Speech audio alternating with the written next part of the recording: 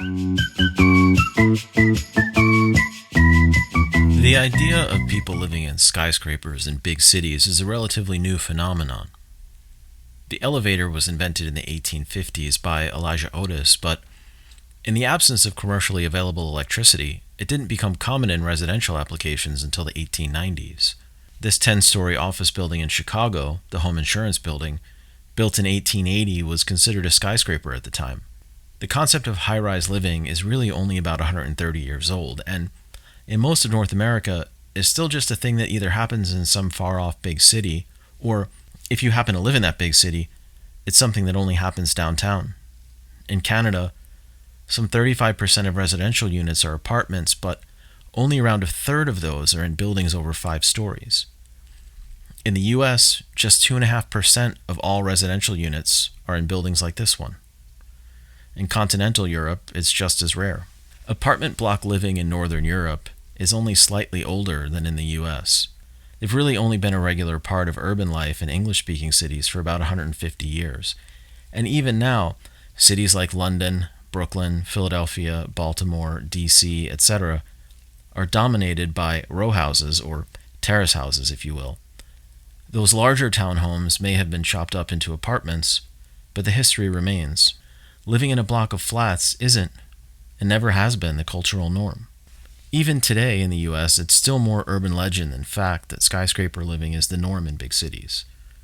I'm not sure who started the rumor of the deluxe apartment in the sky, but even in Manhattan and Chicago, relatively few people live in buildings that are over 20 stories, with most living in houses or buildings that are 4 stories and lower. Tall buildings are usually office buildings, not apartments, even in New York. For example, in Chicago, 20% of people live in a detached single-family house. 4% live in a townhome or twin.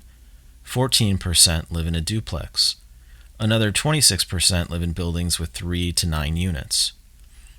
Only 19% of people in Chicago live in a building with 50 or more units, but 50 units or even 100 doesn't necessarily make for a tall building. This apartment complex in Orlando has over 300 units and is only 5 stories, with the ground floor being entirely occupied by retail and office space. A better question would be, why do we only build residential high-rises in certain places? And the answer is actually a rather simple one. It's land value.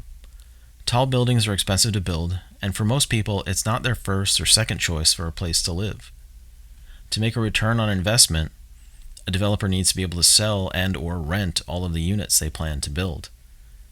If your 2-bedroom apartments are going to sell for $500K, but I can buy this detached house with a garage with twice the square footage for $450K and no condo fees, it's not a tough decision for most people. I'm not saying that there's no market for apartments. There's actually solid demand for all types of apartments at basically all price points. There's even strong demand for buildings with amenities like gyms and pools.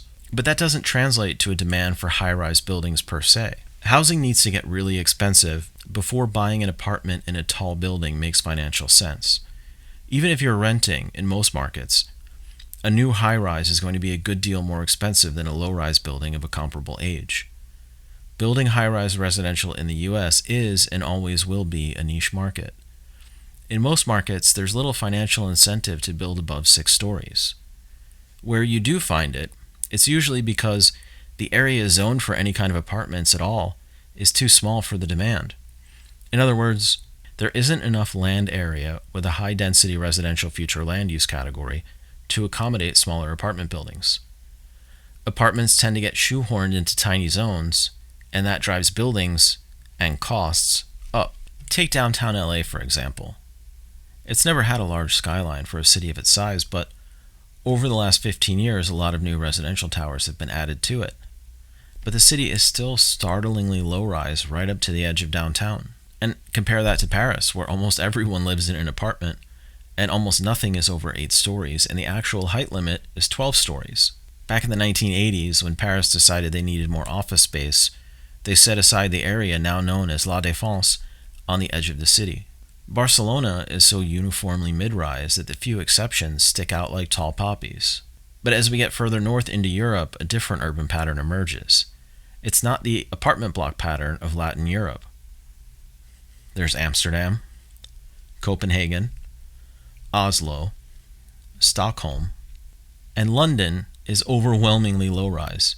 The small high-rise district, still mostly office space, has only risen since the 1990s. So what then? Well, we already know that residential towers aren't necessary to achieve transit-supportive densities, and we can see these examples in places like Paris and Barcelona. But we also might want to consider cultural norms when planning for urban infill and density in general. Again, it's not that there's no market for high-rises. It's just that 72 to 75% of households in the US either already live in detached housing or aspire to it. Most of the rest of those households want a townhome, not an apartment. The preference for detached and attached single-family housing is only slightly lower in Canada and actually much higher in Australia. So we have cultural norms working against us, but we also have the cost of constructing and maintaining these buildings. They're really only commercially viable where land values are exceptionally high, and that viability usually rapidly diminishes as you move out from the center. And again, it's not that you can't have high-rise living outside of the center, it's just that you normally only see that sort of thing where land values are uniformly high across the metropolitan area and there's easy access to high-frequency rapid transit. As I covered in this other video, the answer is urban infill by adding residential to current commercial-only property, and then gentle density that comes with upzoning residential neighborhoods to allow for ADUs, duplexes, twins, and townhomes, and supporting all of that with more frequent transit service. It's also more density around rail stations, with more frequent service on those routes. You already see this latter pattern in cities like Sydney, Toronto, New York, and Chicago. Most of what we think of as a housing problem or a land use problem is fundamentally a transportation problem. And you don't fix that transportation problem by putting the high-rise housing cart before the transportation horse. So, yeah, there's clearly demand for apartments, somewhere in the range of 20 to 40% of all housing units. But it's how and where we accommodate those units that's been the problem. And telling people if they don't like high-rises that maybe they shouldn't live in a city is actually pretty silly. Because some of the best cities in the world, with high density, well-used transit systems, and lively streets, are low-rise cities. That's unquestionable. Now, at this point, you may be saying to yourself, we have big apartment buildings, Jim.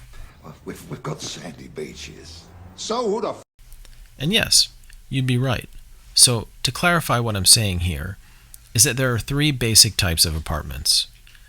We'll call the first group small buildings, and that can be any building 6 stories or fewer with anywhere from 2 to 20 units or so.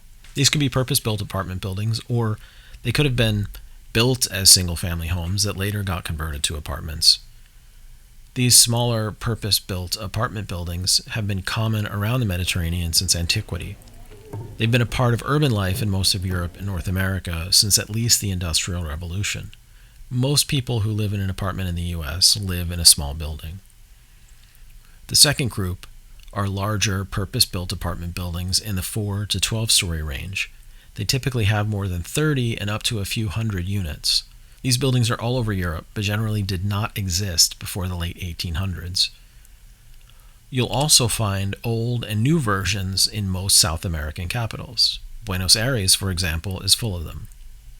Similar buildings can be found in older North American cities, and while a more modern version, often referred to as a 4/1 or a 5/1, are gaining in popularity with developers, but they're still not the most common type of apartment building.